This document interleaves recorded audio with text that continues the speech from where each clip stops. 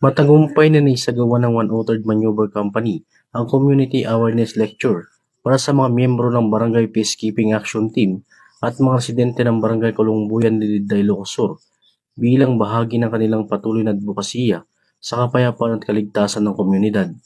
Tinalakay sa aktibidad ang mahalagang paksa tulad ng anti-terrorism awareness, anti-violence against women and children, anti-illegal drugs campaign, basic life support at disaster preparedness.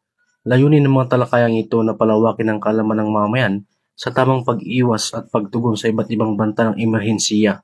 Kasama rin sa programang Basic Arresting and Handcuffing Techniques upang gabayan ang mga miyembro ng BPATS sa wastong pagpapanatili ng kaayusan sa barangay. Sa pamamagitan ng aktibidad na ito, ipinakita ng One-Authored Maneuver Company ang kanilang dedikasyon sa paglilingkod at pagpapalakas ng ugnayan sa pagitan ng kapulisan at ng komunidad, sama-sama sa pagtataguyod ng ligtas at maayos na pamayanan para sa bagong Pilipinas. Mula dito sa PKG Ilocos Region, ako po ang inyong Police News Network Correspondent, Patrolman Dennis Carinal, alagad ng batas, tagataguyod ng Balitang Pulis.